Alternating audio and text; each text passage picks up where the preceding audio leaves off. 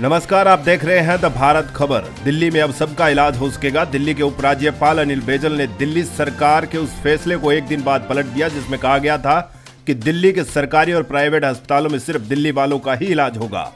इस पर ज्यादा जानकारी के लिए हमारे संवाददाता आलोक सांगवान हमारे साथ है। आलोक, इस फैसले को किस तरीके से देखें?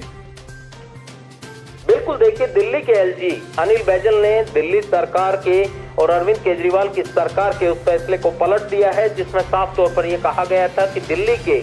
प्राइवेट और सरकारी अस्पतालों में सिर्फ दिल्ली के लोगों का इलाज होगा और यदि केंद्र का कोई अस्पताल है तो उसमें से देश में किसी भी कोने का कोई भी व्यक्ति आकर इलाज करा सकता है, मगर कहीं ना कहीं दिल्ली सरकार के अंतर्गत जो हॉस्पिटल्स आते हैं उनमें सिर्फ दिल्ली वासियों का इलाज होगा। ये फैसला दिल्ली की कैबिनेट ने लिया था और उस फैसले को दिल्ली के उपराज्यपाल अनिल बैजल ने पलट दिया है, क्योंकि अनिल बैजल जो है वो डीडीएमए के चेयरपर्सन है और उसी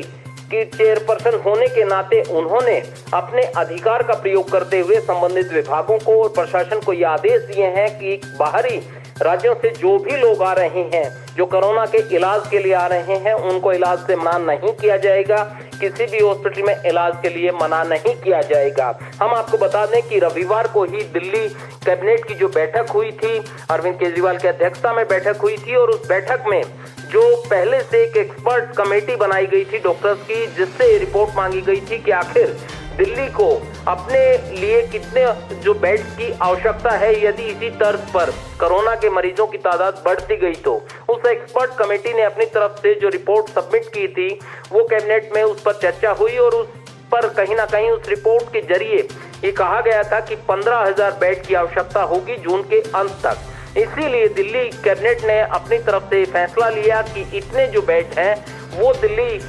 के हॉस्पिटल्स में नहीं है, लिहाजा इस तरह का प्रबंध किया जाए कि बाहर से जो लोग आ रहे हैं उनको इलाज के लिए रोका जाए।